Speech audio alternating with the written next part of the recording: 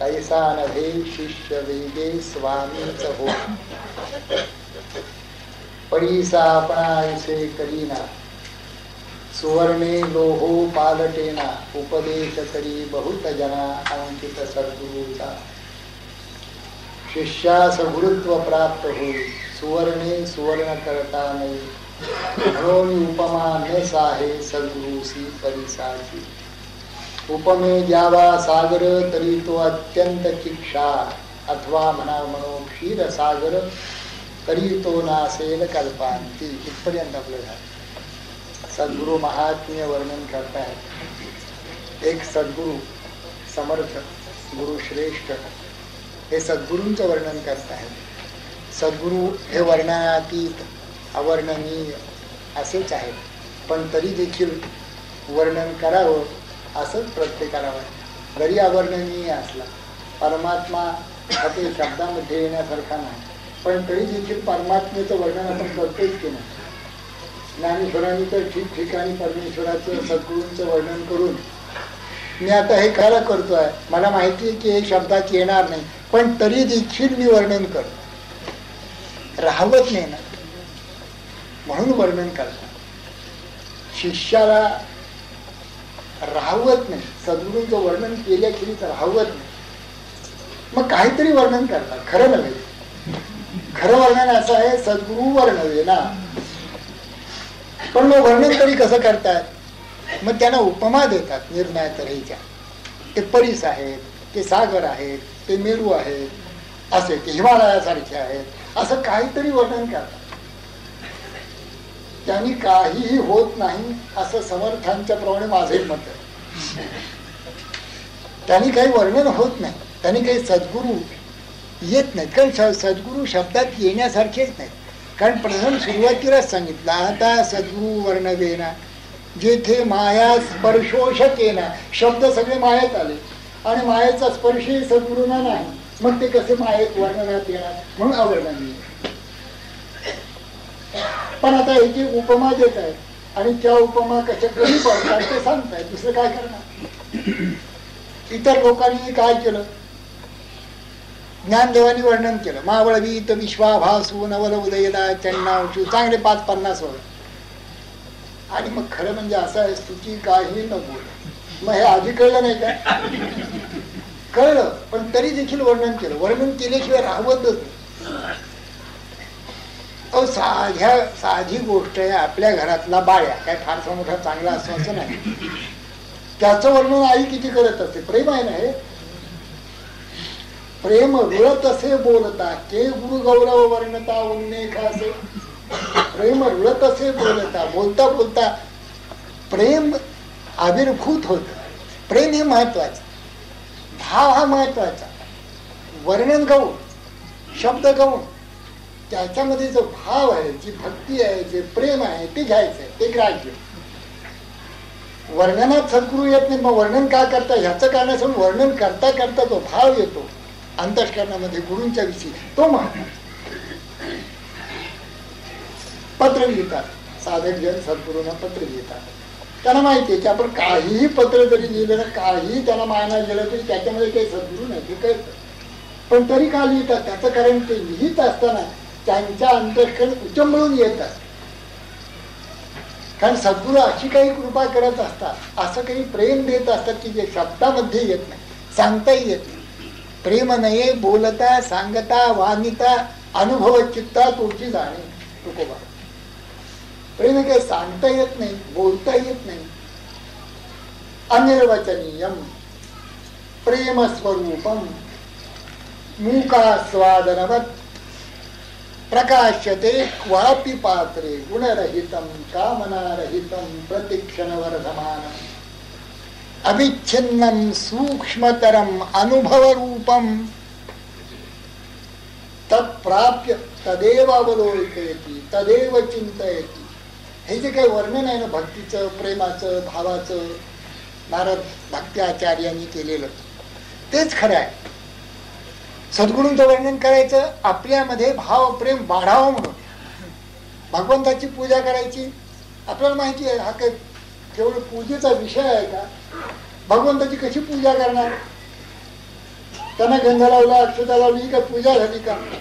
मग ज्ञानेश्वर महाराज म्हणतात त्या सर्वात्मक प्रभूची सहजच आपल्या कर्माने पूजा करा. तरी ती तरी काही पूजा झाली कारण आमची कर्म जी आमच्या देह मन बुद्धीच्या अंगाने येणार ना, मग त्यांनी पूजा तरी होणार कशी? पण असं काही करत गेलं म्हणजे भाव वाढतो, प्रेम वाढतं सद्गुरूंचं, ते महत्वाचं. म्हणून प्रेमासाठी हे सगळं चाललेलं आहे. तो भाव प्रेम मला द्या असं साऱ्या संतांचं मागणं आहे सद्गुरूंच्या पाशी. बाकी काहीही नको. आम्हाला एक माहिती आहे की भावानी तुमच्या तिथे जसं जाता येतं तसं बाकी कशानेही जाता येत नाही, एवढं आम्हाला कळलं म्हणजे बाद झालं या वर्णनामध्ये. त्यासाठी वर्णन एक एक एक एक उपमा देत आहे. आपण परीस पाहिला, सागर बघितला पण तो खारे म्हणून क्षीरसागर घेतला पण त्याचा नाश आहे. उपमे द्यावा घरी मेरू, आणायचं काय? द्यायला उपमा सद्गुरूंना उपमेला आणायचं. काय आणावं? मेरू आणला. आता उपमे द्यावा जरी मेरू, व्यापक आहे, विशाल आहे, उंच आहे. असे सद्गुरूंची उंची आहे. पारमार्थिक उंची, आध्यात्मिक उंची, हाईट्स असंच म्हणतात ना. Heights by great men reached and kept, we are not attained by sudden flights, but they while their companions left we are toiling upwards in the night. किती कष्ट ह्या मंडळीने मिळवलेली असतात आणि ती उंची मिळवलेली असते. आध्यात्मिक उंची, पारमार्थिक उंची, बोधाच्या पातळीची उंची. आता सर्वात उंच हे किती उंची मिळवले असं जर का मिळू, सर्वात उंच मिळू, मेरू एवढा मोठा, डोंगरासारखा मनुष्य असं पण म्हणतो. छातीचा कोट केला म्हणजे काहीतरी असं काहीतरी विशेष काहीतरी केल्यासारखं. सद्गुरूंची उंची मेरू सारखी आहे असं म्हणतात. आध्यात्मिक उंची, पारमार्थिक पातळी खूप उंच उंच ते गेलेले आहे. देव पाहो देव पाहो उंच ठाई उभे राहो, अशी उंची, पारमार्थिक उंची त्यांनी मिळवलेली आहे. पारमार्थिक उंची म्हणजे काय? मिळवली कशी? त्यांनी एक एक मोठे मोठे गुण आत्मसात केले. परमार्थ म्हणजे दुसरं काही नाही, गुण मिळवणं. संसारामधले गुण, त्याच्यापेक्षा मोठे मोठे परमार्थातले गुण. आपण पहा, भगवद्गीता बघा, ज्ञानेश्वरी पहा, कुठलाही ग्रंथ बघा, रूप लावण्य अभ्यासिता नये, सहज गुणास न चले उपाय, काहीतरी धरावी सोये अगांतुक गुणाचे, असं समर्थांनी म्हटलं. ज्ञानाचे गुण लक्षणे म्हणजे काय? अमानित्वम, आदंभित्वम, अहिंसा, शांती, आर्जवम गुण, स्थितप्रज्ञेचे गुण, कर्मयोगाचे गुण, भक्तांचे गुण, अद्वेष्टा सर्वभूतानां मैत्रः करुण एवच, सगळे गुण. हे गुण ज्याच्या अंगी आलेले आहेत त्यांनाच भक्त, ज्ञानी, योगी, कर्मयोगी म्हणायचं, स्थितप्रज्ञ. आणि हे गुण नाही आणि तो म्हणतो मी स्थितप्रज्ञ आहे, खोटा. ही उंची मिळवली पाहिजे.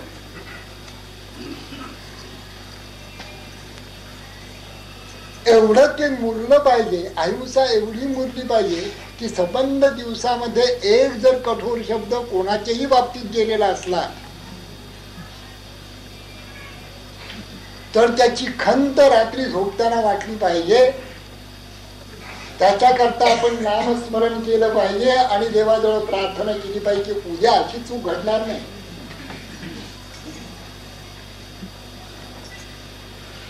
उंची किती असते ही सूक्ष्म गोष्टी आहेत ह्या सगळ्या. नामस्मरणामध्ये जीव किती रंगला त्याच्यावर त्याची उंची किती झाली ते कळेल. रंगून गेला पाहिजे. नुसतं असं नाही की बाबा आता कुणीतरी सांगितलेलं आहे, सद्गुरूंनी सांगितलं आपल्या श्रीराम श्रीराम म्हणा, आपण आपले श्रीराम श्रीराम, असं नाहीये. आतून असे उमाळे आले पाहिजेत, आनंदाच्या उकळे आले पाहिजेत. राम सच्चिदानंद, जीव सच्चिदानंद, नामी सच्चिदानंद, नाम सच्चिदानंद, घेणारा जीव सच्चिदानंद, तिन्ही आनंद स्वरूप असताना आपल्याला कंटाळा कसला, आळस कसला? वस्तुतः असा असावं.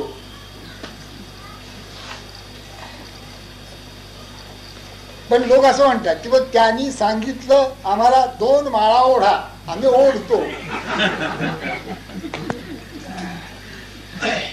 याने उंची मिळणार नाही. पारमार्थिक उंची एक वेगळीच चीज आहे, हे सांगून नाही येणार. त्याची एक व्यक्ती आपण समोर आणा पारमार्थ क्षेत्रामध्ये, म्हणजे लक्षात येते उंची नाही आहे. They are all dwarfs. ते खुजे आहेत ना गेलिवर्स ट्रॅव्हल्स मधले, असे खुजे सगळे. उंची कशाने मिळते? उंची हे सद्गुण अंगी ज्याच्या येतात. पराविया नारी माऊली समान, मानविया धन काय वेचे, न करिता परनिंदा परद्रव्य अभिलाष, तुमचे काय यास वेचे सांगा.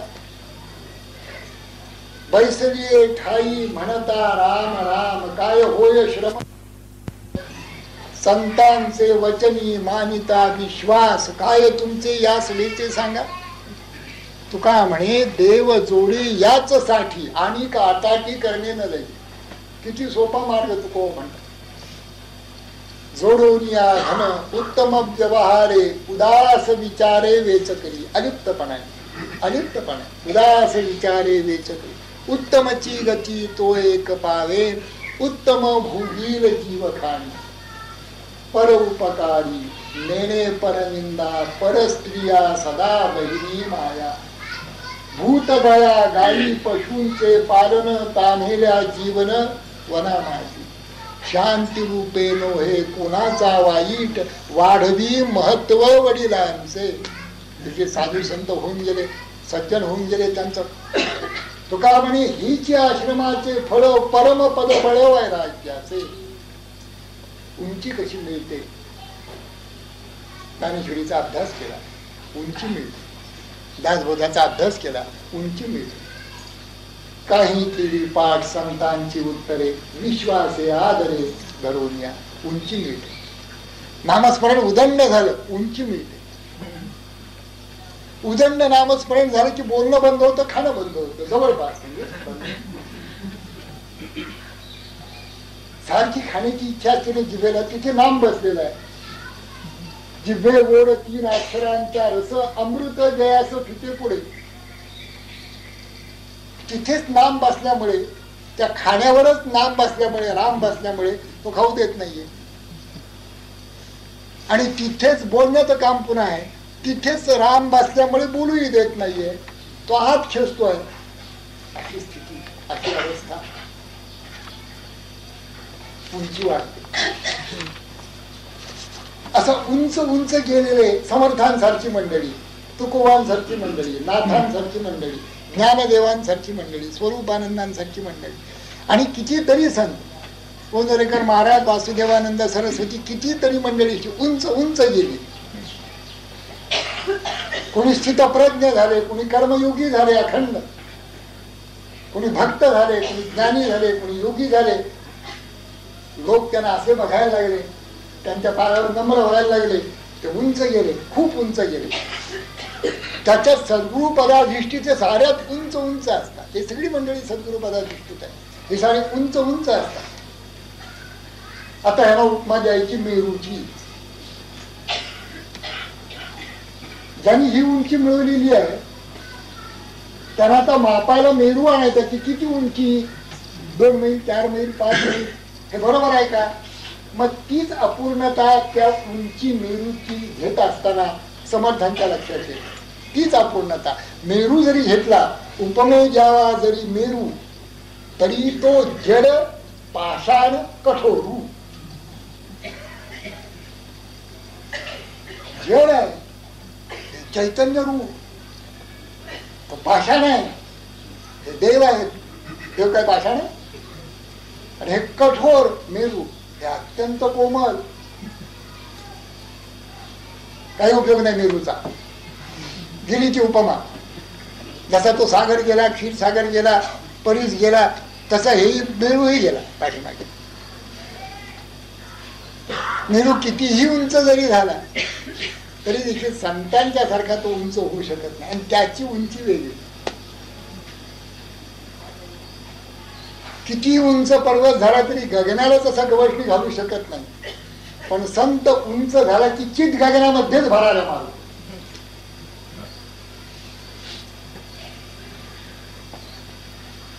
तो उंच जात सांडून फळ हेतूचा पांजरा, फळ हेतूचा पिंजरा तू टाकून देतो.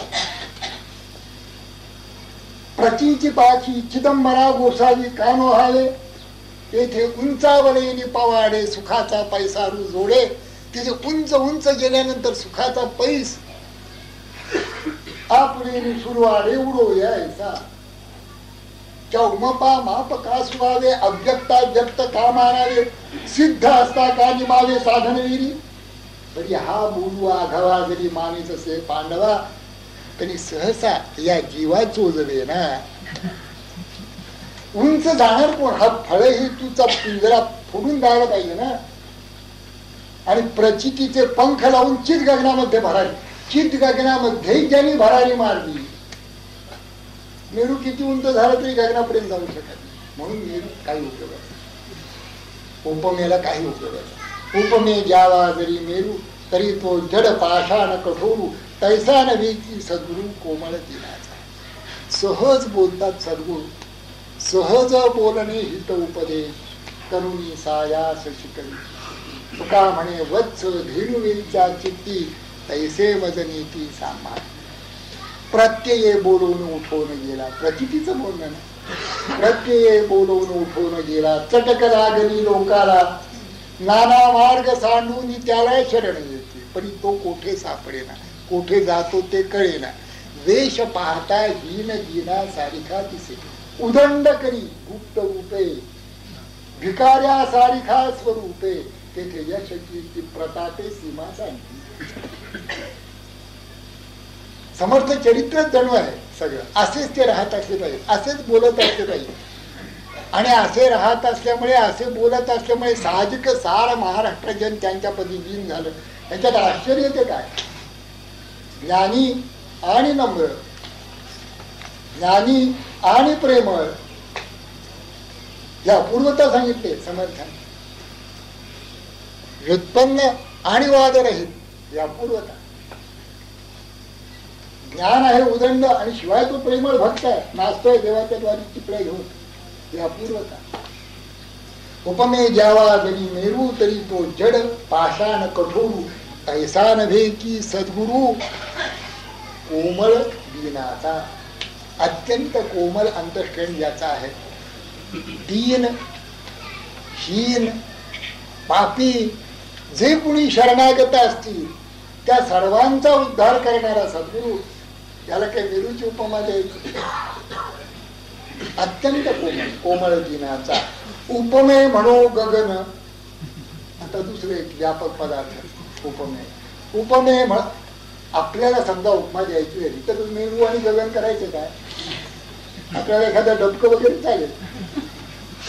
यांचं ज्ञान त्या पलीकडे डबकं आहे ना, त्याच्यासारखं आहे असं चालेल. ते सागरासारखा अथांग असं म्हणायचं काही कारणच नाही. पण या मंडळींना, सद्गुरूंना आणि समर्थ ज्या सद्गुरूंचं वर्णन करतात त्या सद्गुरूंना जर उपमेला काही आणायचंच झालं, गगन, मेरू, परीस, कल्पवृक्ष, चिंतामणी, अशीच सगळे. उपमे म्हणो गगन तरी गगना परीस ते निर्गुण. गगन अलिप्त असं म्हणतात. आपल्या आत बाहेर गगन आहे, पण आपल्या कोणत्याही अवगुणाने ते लिप्त नाही, गुणाने लिप्त. निर्गुण याचा अर्थ इथे अलिप्त, गुणामध्ये न सापडणार. ते जसं अलिप्त असतं तसे सद्गुरू हे अत्यंत अलिप्त असतात. उपमे ज्यावेळी जरी गगन म्हणो गगन तरी गगना परिसती निर्गुण, या कारणे दृष्टांत हीन सद्गुरू स गगनाचा. म्हणून हाही दृष्टांत गगनाचा चालू. ठीक आहे. धीरपणे उपमू जगती. आता पृथ्वीचं धैर्य मोठं, क्षमा मोठी. आपण काय थोडा व्याप करतो पृथ्वीवर? वजनदार माणसं जरी इकडे तिकडे पळाली तरी पृथ्वी काही म्हणत नाही. हत्ती जरी गेले पृथ्वी काही म्हणत नाही. कुदळीने खणलं पृथ्वी काही म्हणत नाही. असं म्हणतात की क्षमेमध्ये पृथ्वीसारखा आणखी कोणी नाही असं म्हणतात. पण ज्ञानदेवांनी असं वर्णन केले सद्गुरूंचं. आणि पृथ्वी जयाची क्षमा नुबगे स्थावर जंगमा, जयाची अमृते चंद्रमा निवली जग. म्हणजे ज्याच्यामुळे पृथ्वी स्थावर जंगम या सगळ्या वस्तूंना उबगत नाही, त्यांना क्षमा करते, ते हे सद्गुरू. पृथ्वी जयाची क्षमा, ज्या सद्गुरूंच्या क्षमेने पृथ्वीला क्षमत्व आलेलं आहे. नुबगे स्थावर जंगमा, जयाची अमृते चंद्रमा निवली जग. जयाची आंगीचे असिके तेज लाहून अर्के अंधाराचे सावाईचे लोटुलत असे. समुद्रा जयाचे तोया जयाचे माधुर्य, माधुर्या जयाचे सौंदर्य, माधुर्या सौंदर्य जयाचे. पवना जयाचे बळ, आकाश जेणे पघळ. हे कसं वर्णन आहे ते बघा.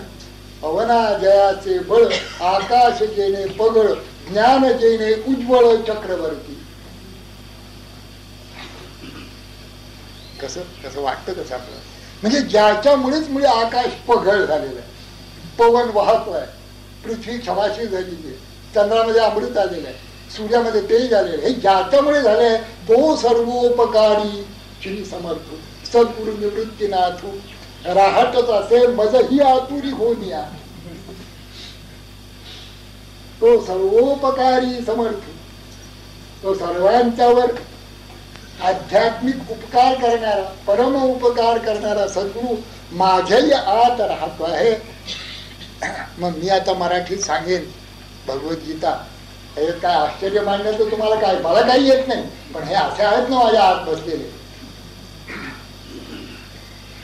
म्हणून आता ज्याच्यामुळे पृथ्वीला क्षमत्व आली ती क्षमाशील पृथ्वी उपमेला काय पूर्ण, म्हणून तीही उपयोगाची. धीरपणे उपमू जगती तरी ही खचेल कल्पांतरी शिवाची नाशिवंत आहे. म्हणून धीरत्वास दृष्टांती हीन वसुंधरा. आता उपमा वाघ भस्ती सूर्य, तेच सगळे आहेत दृष्टांत. गभस्तीचा प्रकाश किती, शास्त्रे मर्यादा बोलती सद्गुरु अमर्या. आता इथे सूर्यप्रकाश आहे पण खाली काही नाही. आता पृथ्वी वाटोळी आहे ना, खाली काही नाही. आणि पुन्हा एक अगदी वाईट गोष्ट आहे सूर्याची, किती चांगला असला तरी तो हा विश्वाचा आभास आम्हाला दाखवतो नाही, फार वाईट आहे. सद्गुरु तो मावळतात आणि हा दाखवतो, असा फरक आहे. अतिशय वाईट गोष्ट कुठली असेल तर सूर्य उगवला रे उगवला की आमचे शत्रुमित्र आम्हाला दिसायला लागतात. नाना तरी ते अट्रॅक्टिव्ह ती पातळ्या लावलेली लक्ष्मीची दिसायला लागते. अति वाईट. ते दागदागिने गांडव्यांच्या त्या शोकेस मध्ये ठेवलेले दिसायला लागतात. परवाच ते आले होते, काशीहून जाऊन आले, दुकानात आले, गंडा घातला. मी म्हटलं हा गंडा घातला छान झाला, पण तो गंडा नको. ते बिचारी चांगले आहे ना अतिशय. पण हा गंड्यावरनं सहज मला सुचलं की सोनं 2000 रुपये तोळा झालं, कशी काय गर्दी राहते. मी त्यांना विचारले काय कोण काय, मला काही सुटत नाही. ते म्हणाले तुम्हाला ते सुटणारच नाही.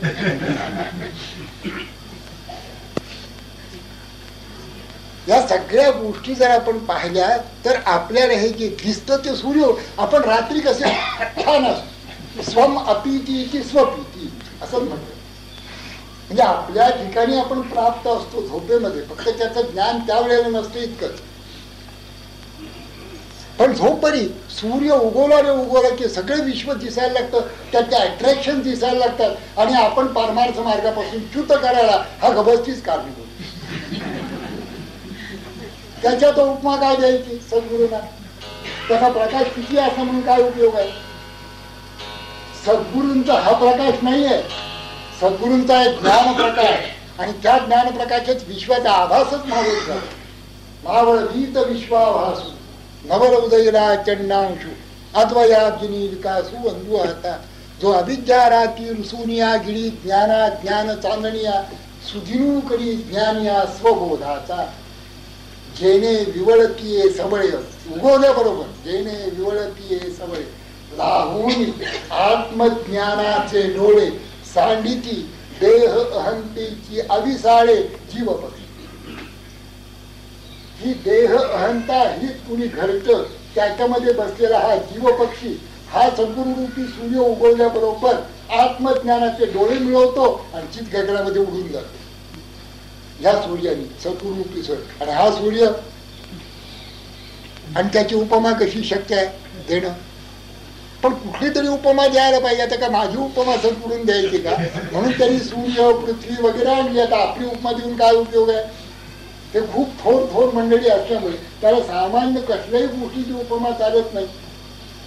म्हणून हे चांगली चांगली जी काही मोठी आहेत व्यापक आहेत उदार आहेत धैर्यवान आहेत क्षमाशील आहेत असे सगळ्या गोष्टी एकत्रित आणल्या आणि सद्गुरूंना उपमा द्यायला सुरुवात केली. उपमे जावा गभस्ती. तरी गभस्तीचा प्रकाश किती. शास्त्रे मर्यादा बोलती सद्गुरू अमर्याद. आणि याचं कारण तेच आहे. या प्रकाशाला मर्यादा आहे. ज्ञान प्रकाशाला मर्यादा. आज जे आपण पाहतो आहोत हे ज्ञान प्रकाशाने पाहतो. सूर्य जे आम्हाला सूर्य चंद्र इत्यादी प्रकाशवान पदार्थांना देखील प्रकाश या ज्ञान प्रकाशाचा. न तत्र सूर्यो भाति न चंद्र तारकम नेमा विद्युतो भांति कुतो अग्नि तमेव भांतम अनुभाति सर्वम तस्य भासा सर्वम इदम विभाति. हे सूर्यचंद्र झालं म्हणून काय झालं. यच्चंद्रमसी यच्चाग्नौ तत्तेजो विद्धि मामकम. माझं तेज आहे ते. म्हणजे सद्गुरूंच्या तेजाने जे प्रकाशमान झालेलं असं परप्रकाशित सूर्य काय नक्षत्र काय तारा काय यांच्या प्रकाशाची उपमा सद्गुरूंना देऊन काय होणार. त्यांच्या प्रकाशाला मर्यादा आहे. सद्गुरूंचा प्रकाश हा मर्यादा आहे. सर्व विश्वामध्ये आज जे ज्ञान आहे ते सद्गुरूंचं आहे.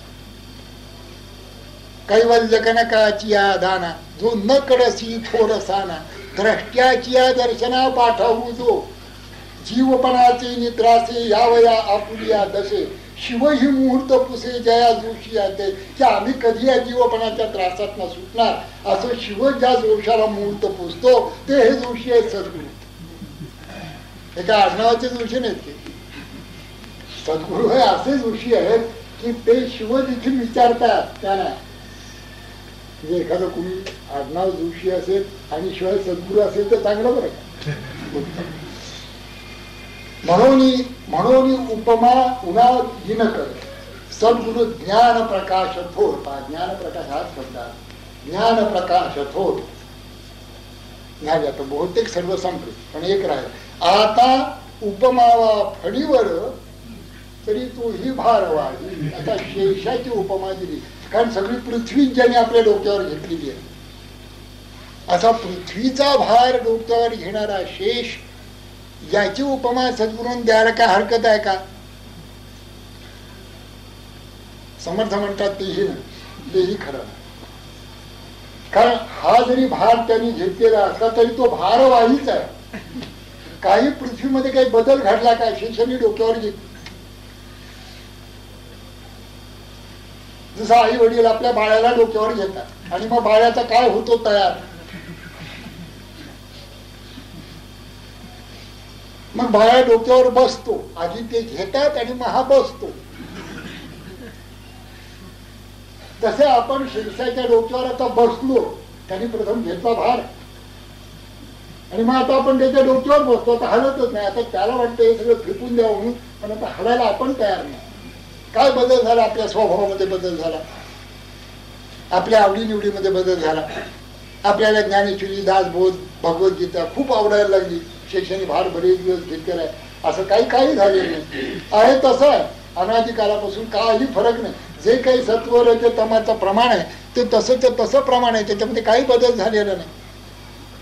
म्हणजे त्यांनी जो भार घेतला त्याची जर उपमा सद्गुरूने द्यायची झाली तर ती अत्यंत अपुरी आहे, कारण तो भारवाहीच आहे. आणि सद्गुरू शिष्यांचा भार घेतात, आपल्या डोक्यावर घेतात शिष्यांचा, पण ते भारवाही तर राहत नाहीच. पण ज्याचा भार घेतला तोही तो सगळा भार टाकून देतो आणि दुसऱ्यांचा भार आपल्यावर.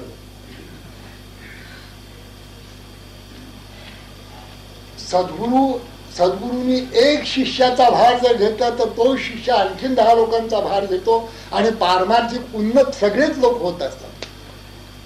ही पारमार्थिक उन्नती शिष्यानी आणखीन शिष्यांचा भार घेतल्यामुळे सहजच लाभत असते, सगळ्या समाजात उन्नत होत असतो. हे सद्गुरूंचं तंत्र आहे. मग अशा सद्गुरूंना त्या फळीवर जो आहे त्याचा त्यांनी जे काही भार घेतला असेल त्याची उपमा कशी. मग आता उपमावा फळीवर तरी तोही भारवा.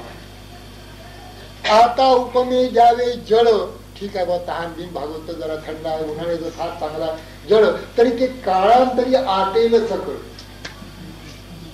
सद्गुरु स्वरूप ते निश्चळ जाणार नाही, जळ योग्य.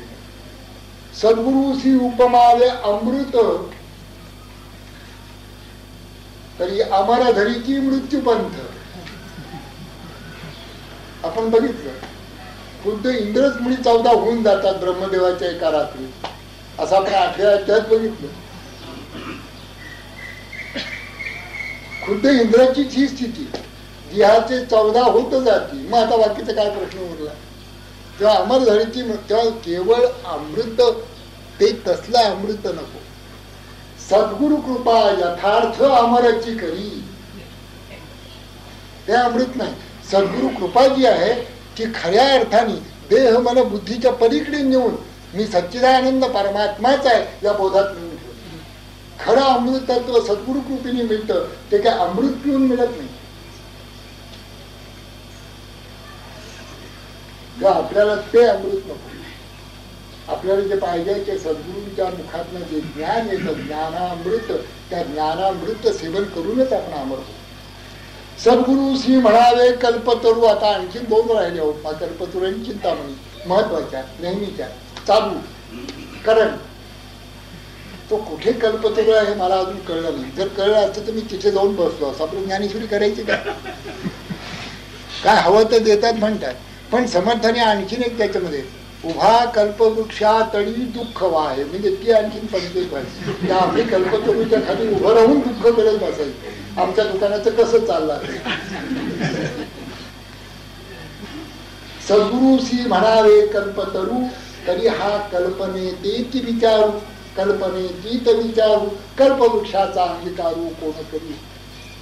सद्गुरूंना कल्पतरू म्हणायचं. कल्पतरू आपले जे जे काही कल्पना होईल ते पुऱ्या करतात, पण इथे सद्गुरू म्हणजे कल्पना तीतच आहे. तुम्हाला कल्पना तीतच करतात, तुम्हाला कल्पना संभवत नाही. सद्गुरूंच्या तिथे गेलं कोण विचार करतो त्या कल्पतरूचा.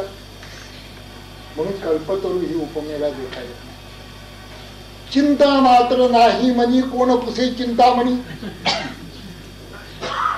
सद्गुरूंच्या तिथे गेल्यानंतर ही चिंता कोणी करील का. चिंताच नाही, मग चिंतामणी रत्न ठेवून करायचं काय. आपण फेकून देणार. समजा मिळालं चिंतामणी रत्न, कुणीतरी मिळालं, कुणीतरी सांगितलं मी तुम्हाला चिंतामणी देतो म्हणून, आणि चिंतामणी रत्न त्या आपण घेऊन खिशात ठेवलं. चिंताच नाही. बघितलं 1 दिवस 2 दिवस ठेवून करायचं काय. काय मागायचंच नाही, चिंताच नाही कसली, ठेवून चिंताच नाही. चिंता मात्र नाही म्हणी कोण पुसे चिंतामणी. कामधेनूची दुभणी निष्कामाची न लागे.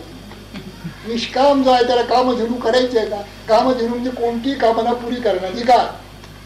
कामनाच नाहीये. काम नाही काम नाही झालो पाहिली कामा. भावल्या त्या करू चेष्टा निश्चळ द्रष्टा बैसोनी. कसा बोध आहे पा.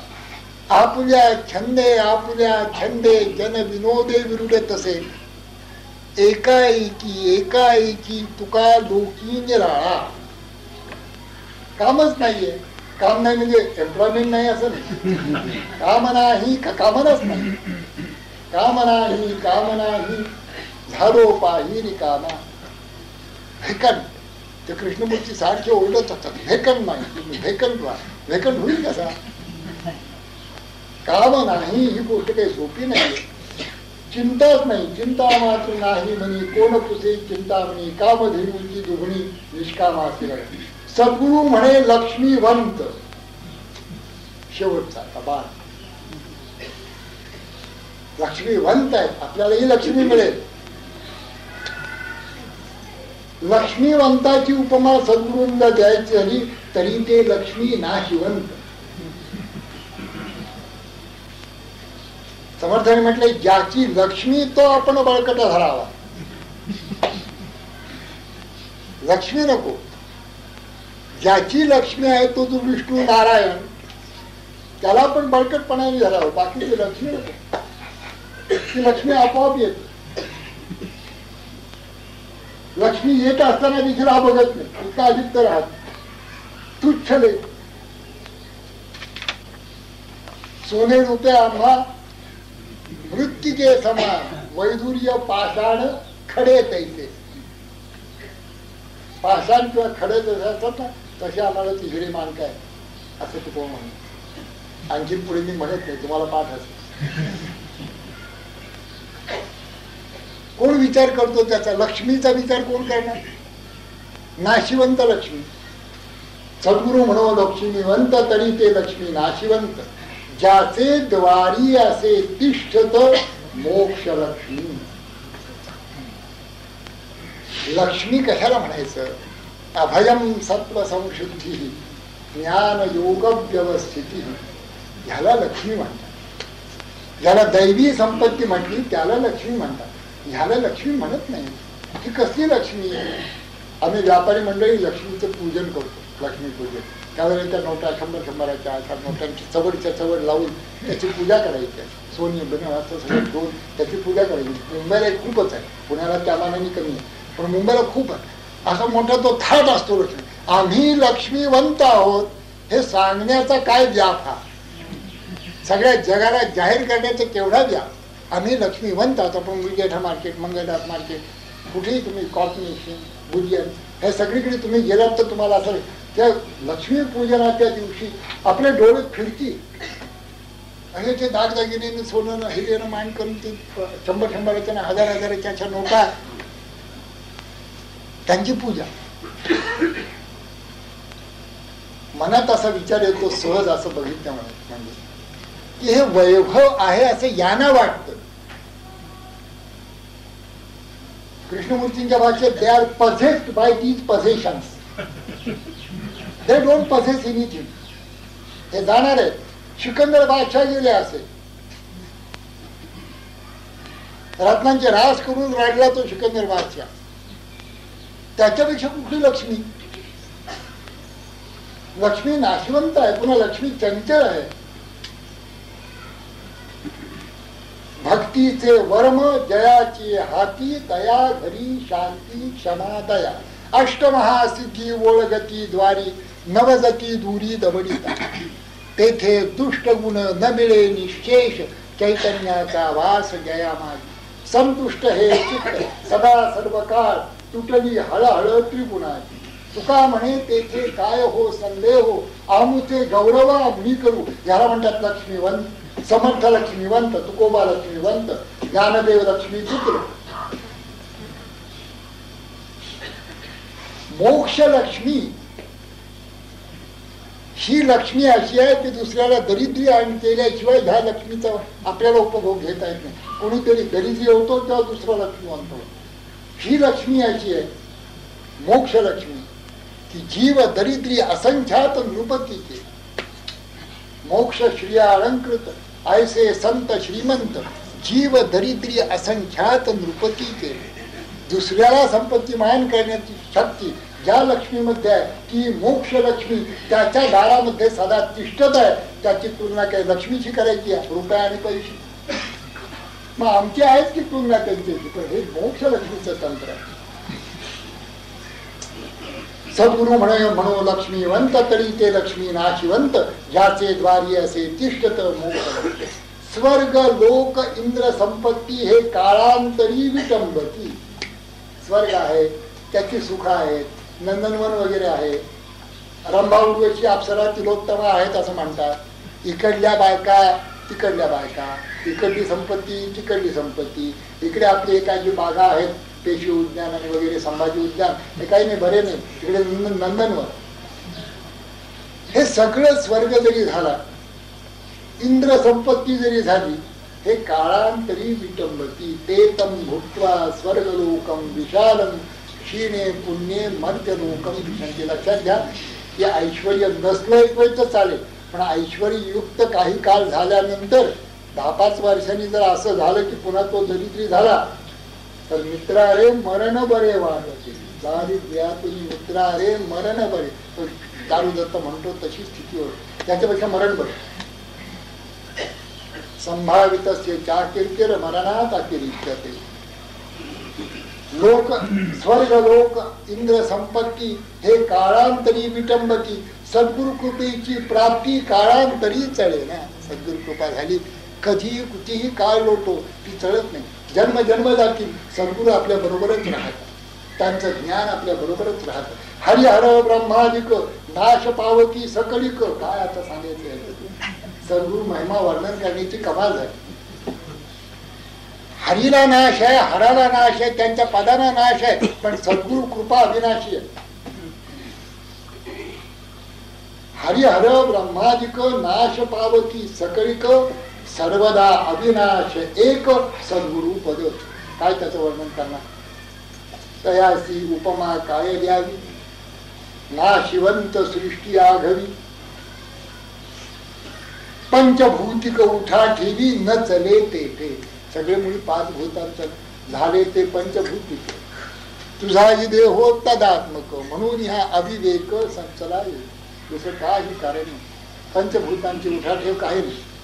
म्हणून सद्गुरु वर्णवेना. पहिला आधी अंती एक. म्हणून सद्गुरु वर्णवेना हे गे हेची माझी वर्णना.